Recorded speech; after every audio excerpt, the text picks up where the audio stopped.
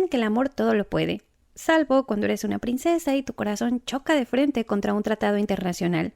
Porque sí, plebeyos y plebeyas, si existe un sector que ha sufrido por amor prohibido, es la realeza. Y para demostrarlo, hoy les traigo un top de 10 princesas a quienes les arrebataron su primer amor. Y no fue ninguna malvada madrastra, sino la política. Y ojo, que algunas de estas historias tienen finales felices, pero otras son tan tristes que hasta nosotros, cientos de años después, nos compadecemos de ellas.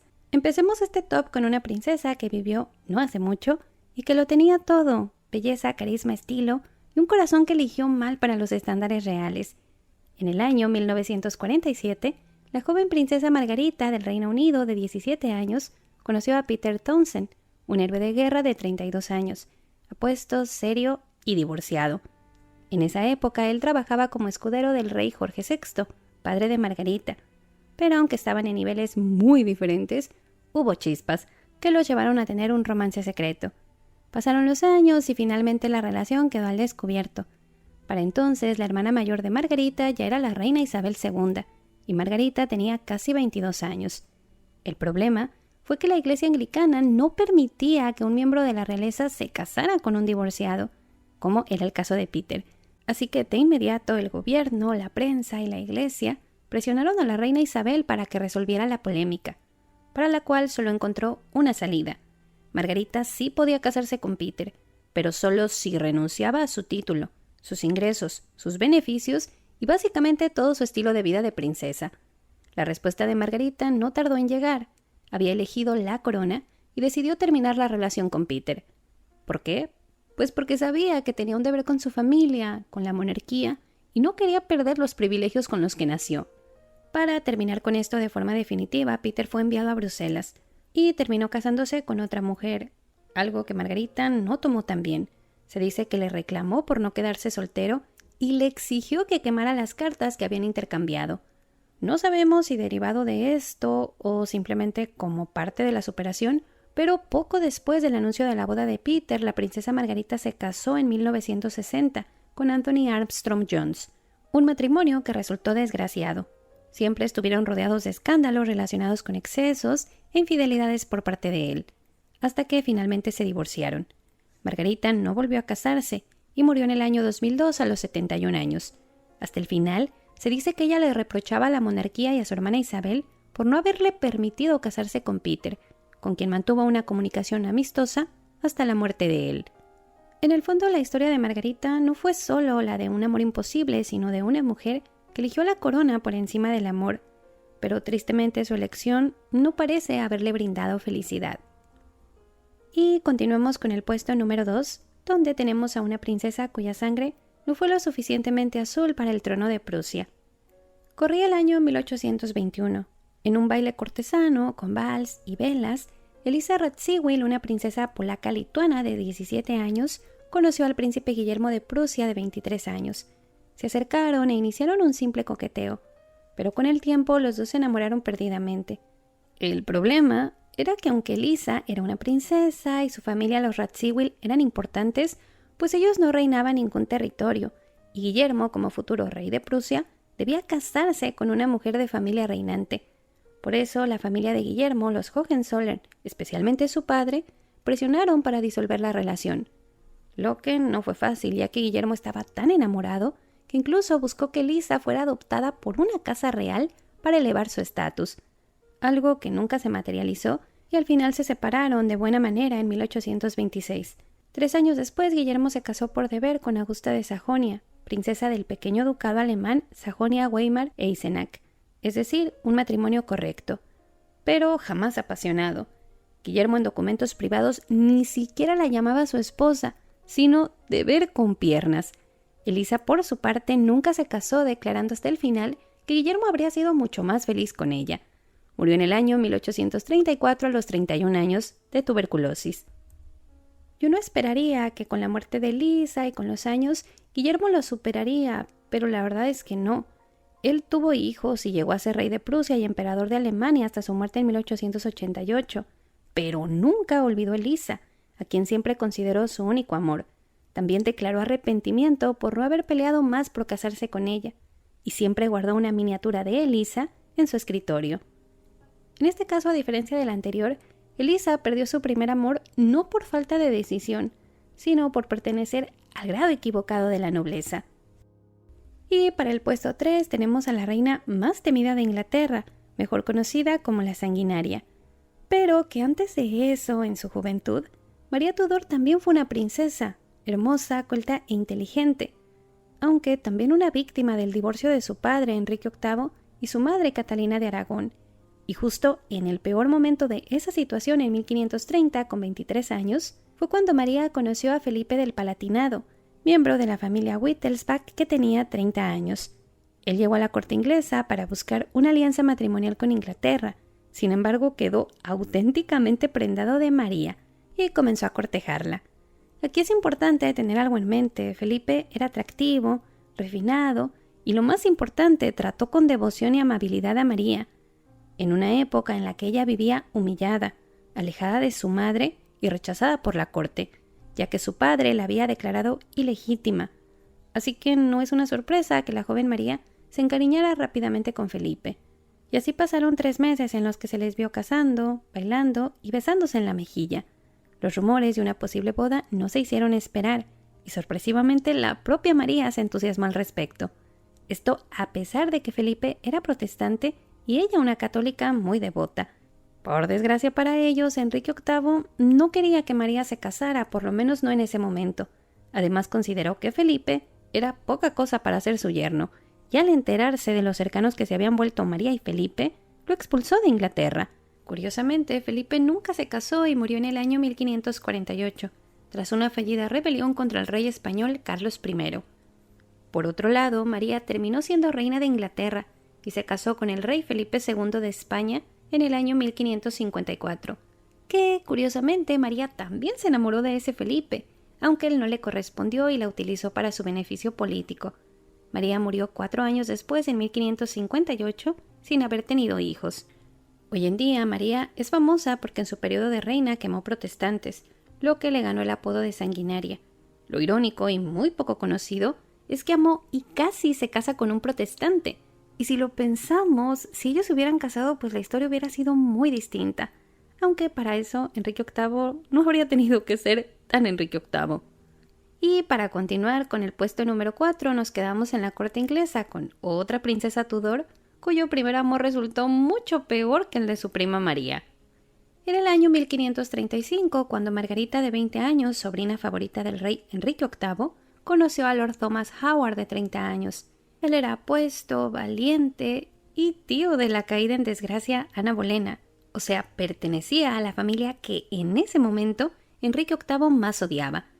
Esto lo sabían Thomas y Margarita, pero se enamoraron y, decididos a todo, iniciaron un romance secreto, que se volvió muy intenso, lleno de cartas románticas y promesas, incluyendo un acuerdo legal para casarse.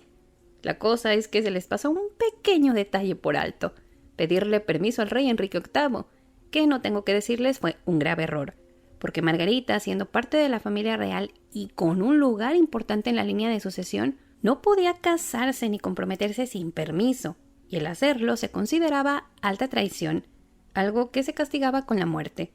Obviamente en la corte Tudor los secretos no duraban nada, y cuando Enrique se enteró del compromiso secreto de su sobrina, su furia fue descomunal, sobre todo porque, paranoico, Enrique pensaba que Thomas quería robarle el trono usando a Margarita, algo de lo que no había evidencia. Pero claro que Enrique no era la persona más racional del mundo, y Thomas fue encarcelado en la Torre de Londres, donde murió en el año 1537, probablemente por enfermedad, aunque algunos dicen que fue envenenado. Nunca lo sabremos, pero la cosa no terminó ahí. Margarita también fue arrestada y enviada a prisión.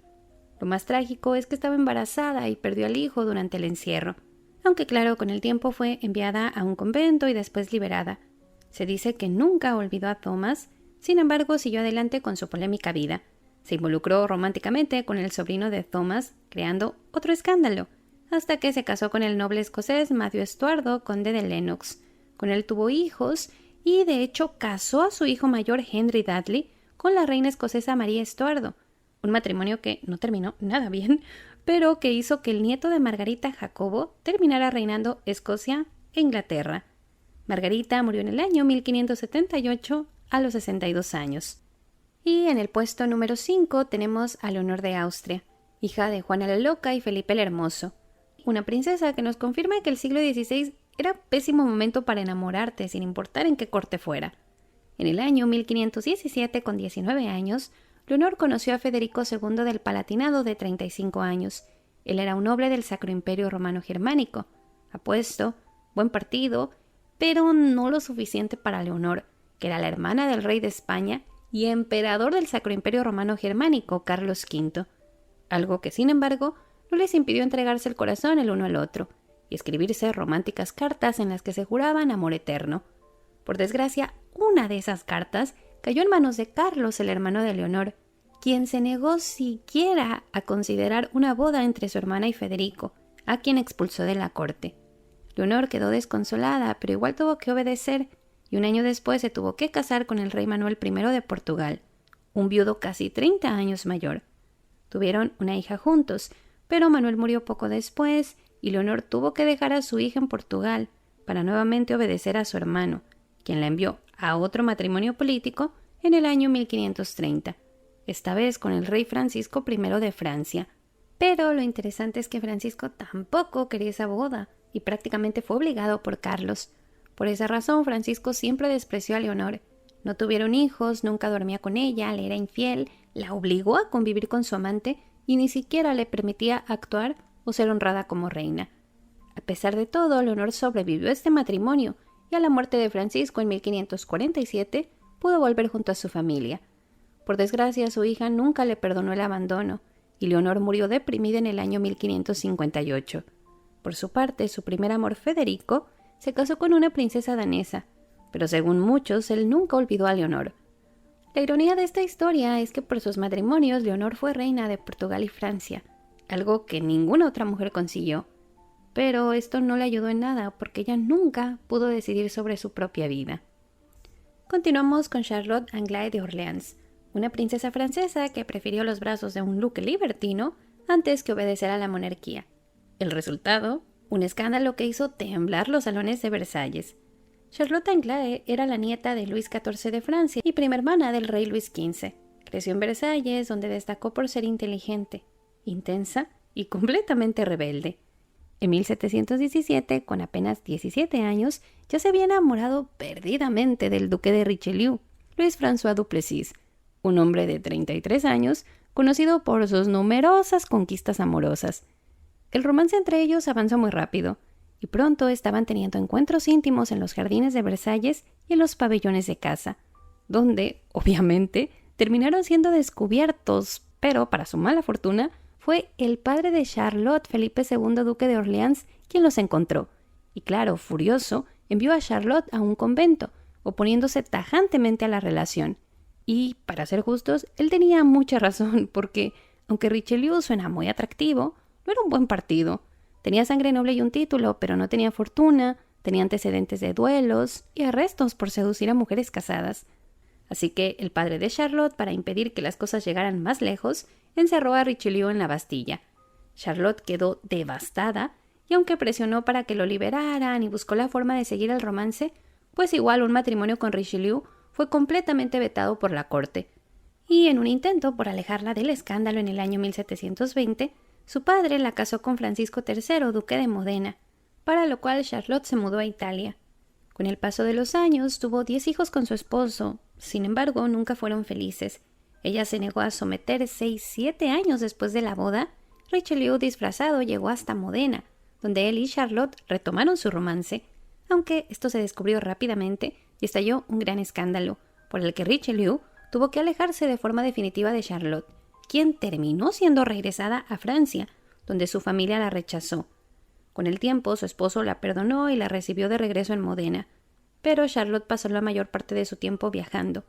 Su esposo tampoco le fue fiel y con el tiempo llevaron vidas separadas, mientras que Richelieu tuvo una carrera importante en la corte de Francia y se casó en 2 ocasiones, aunque siguió teniendo muchos amoríos escandalosos, incluyendo uno con la prima de Charlotte. La verdad es que él nunca declaró ni demostró extrañar o anhelar a Charlotte y siguió siendo un libertino hasta su muerte en el año 1788. Por otro lado, Charlotte pasó sus últimos años peleando con su familia francesa por dinero. Su esposo terminó abandonándola por otra mujer y ella terminó viviendo en París, aunque muy rechazada por la familia real. Murió en 1761 a los 61 años. Hoy se le recuerda como una mujer que fue princesa, madre, rebelde y probablemente la única mujer de esta lista que cerró su historia sin amor, pero con mucha rebeldía y aparentemente sin arrepentimientos. Continuamos con el siguiente caso, que nos demuestra que no todos los amores frustrados vienen con lágrimas. Algunos vienen con resignación y aceptación. Y ese fue el caso de la princesa Carlota Isabel del Palatinado, mejor conocida como Liselott. Hija del príncipe elector Carlos I Luis del Palatinado, Carlota tuvo una infancia marcada por la fe protestante, la estricta corte de su padre y una educación intelectual envidiable para su época. A los 17 años convivió con Guillermo III de Orange, un príncipe de los Países Bajos que tenía 19 años. Por parte de madre, Guillermo era primo de Carlota, además de que ambos habían crecido a la sombra del poder y entre las guerras religiosas. En parte por eso se volvieron muy cercanos, daban paseos por el jardín y conversaban todo el tiempo. Sin embargo, es importante aclarar que no desarrollaron ningún amorío secreto, sino algo más real, una afinidad que para Carlota se tradujo en «yo a este sí lo podría tolerar para toda la vida». Y tengamos en cuenta que en su mundo los matrimonios reales eran un desastre anunciado, así que esta pequeña posibilidad de respeto y estabilidad parecía oro, y ambos lo reconocieron. Carlota llegó a decir que Guillermo era su único consuelo en esa corte, y para Guillermo, ella era una de las pocas personas con las que se sentía cómodo. Pero la monarquía no quería afinidad, quería alianzas, y en el año 1671, a los 19 años, Carlota fue enviada a Francia y casada con Felipe I de Orleans, hermano del rey Luis XIV.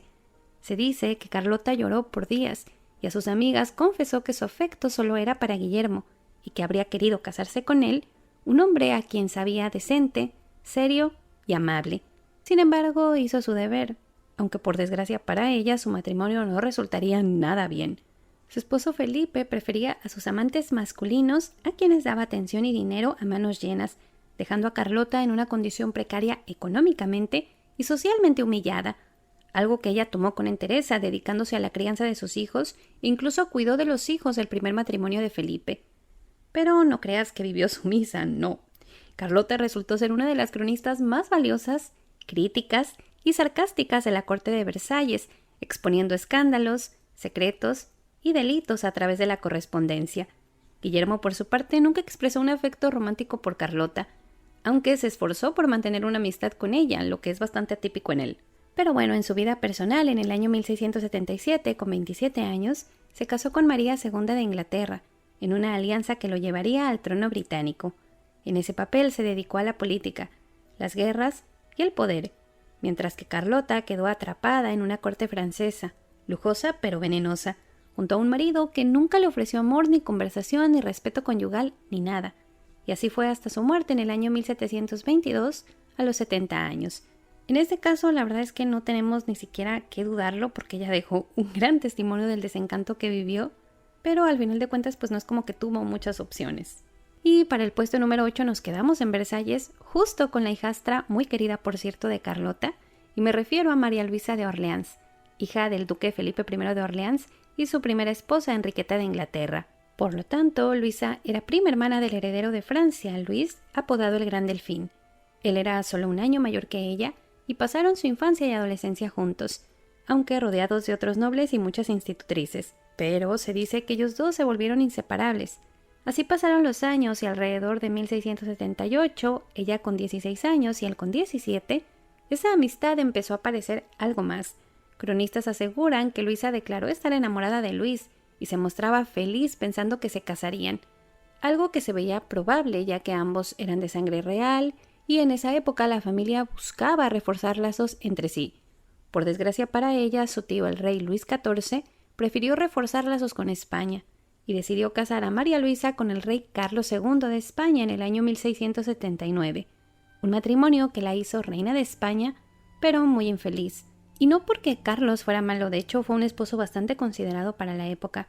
Fue fiel, atento, amoroso y se enamoró de Luisa.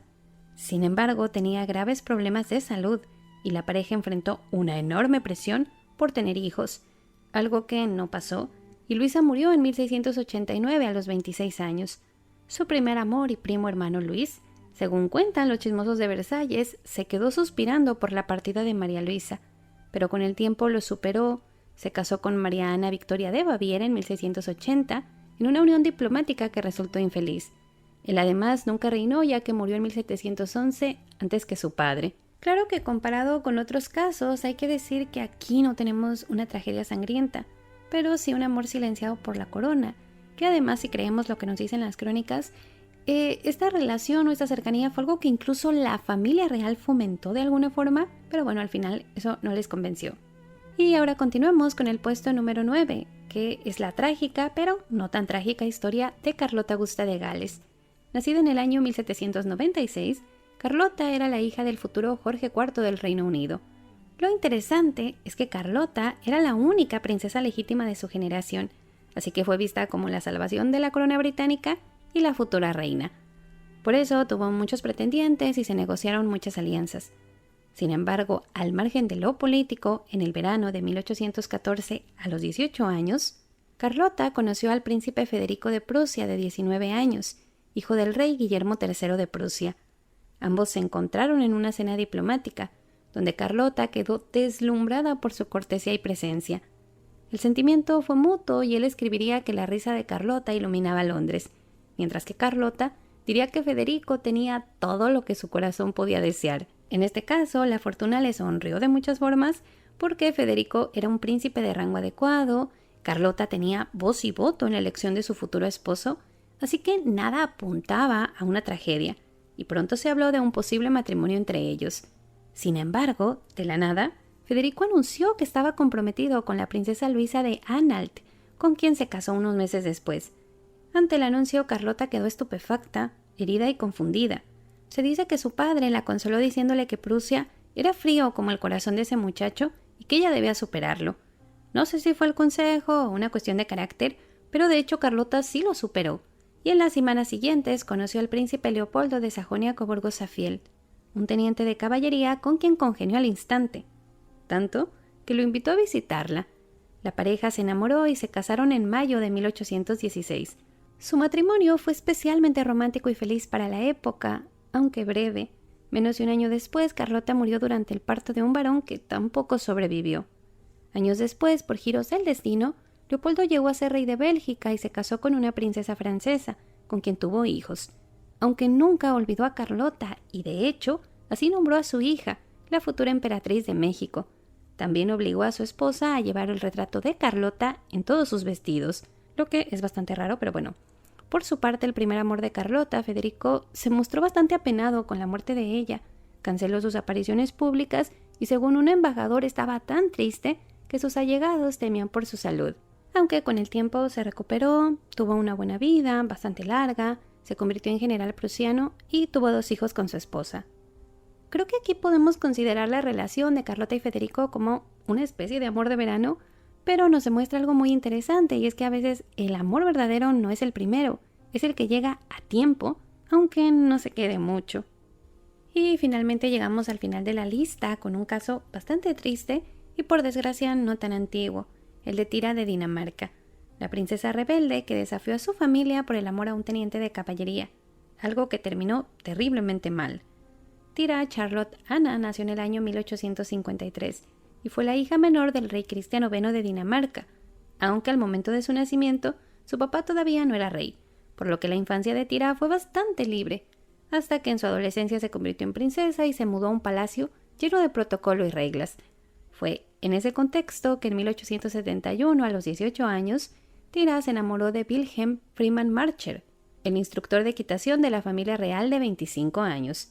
Rápidamente iniciaron un romance que sí fue notado por la corte y la familia, pero ellos consideraron que era algo inocente sin importancia, hasta que ella quedó embarazada, lo que no solo podía arruinar la reputación de Tira, sino de toda la familia. Así que los amantes fueron obligados a separarse, y para evitar un gran escándalo, la princesa fue enviada a Grecia, donde su hermano era rey, y ella pudo dar a luz en secreto en el año 1871. La niña fue adoptada por una familia danesa y vivió sin conocer sus orígenes. Pero Marcher no se sentía aliviado, se dice que él realmente quería casarse con Tira. No sabemos si por interés económico o por puro amor, pero la cosa es que él quería casarse. Sin embargo, el rey Cristiano IX no consideró el matrimonio ni por un segundo, y de inmediato lo transfirió lejos del palacio, algo que aparentemente no le sentó muy bien porque murió semanas después, según la versión más aceptada, por suicidio, lo que puso un final definitivamente trágico a este romance. Por su lado, Tira con el tiempo volvió a Dinamarca, aunque se le describe triste y ausente. A partir de entonces vivió sin escándalos y en 1878 se casó con el exiliado príncipe Ernesto Augusto de Hannover, que tenía fama de ser un hombre de carácter difícil. Pero, sorpresa, se llevaron bien, se les describe como felices y tuvieron 6 hijos, aunque Tira pasó por varios periodos de depresión y aparentemente nunca olvidó del todo la tragedia que había vivido en su primer amor. Ella murió en el año 1933 a los 79 años tras una vida relativamente feliz. La verdad es que nunca sabremos si ella habría sido feliz con Marcher o si no habrían sido felices. No sabemos porque hay casos similares que la verdad sí les permitieron o se terminaron casando con estos hombres y no les fue muy bien, porque tampoco nosotros no sabemos qué tan verdadero era este amor. Pero lo que sí es que la historia con él marcó para siempre la vida de Tira, aunque ella no dejó que su pasado la definiera y siguió adelante, consiguiendo algo que no era tan fácil para las princesas de su época, que era la estabilidad y la felicidad.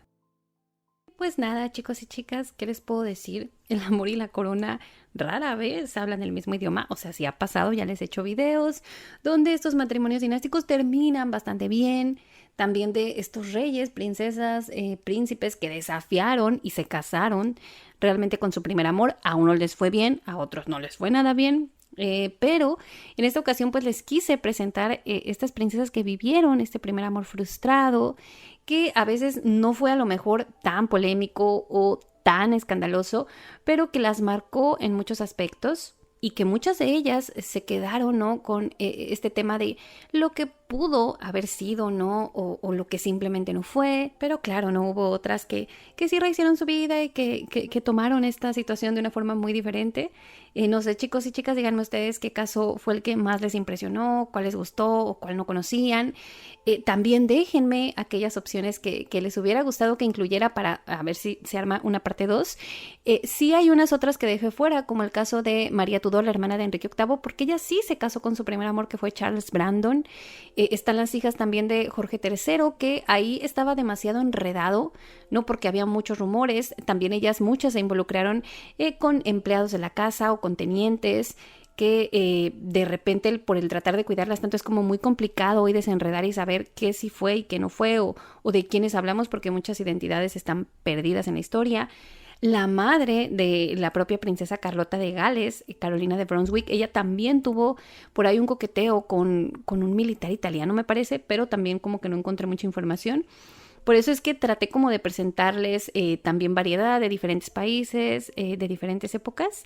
Pero pues nada, chicos y chicas, ya probablemente hoy no vamos a tener tantos de esos casos. Digo, no sabemos, pero ya como que es un poco más complicado el haber esto, porque también se han modernizado mucho las monarquías, ya permiten muchas cosas, ¿no? En la corona británica, por ejemplo, ya permiten que se casen con divorciados. Ahí está Camila. Entonces ya poco a poco son cosas que, digo, afortunadamente ya no vemos. Pero bueno, chicas y chicos, yo espero que les haya gustado el video y muchísimas gracias.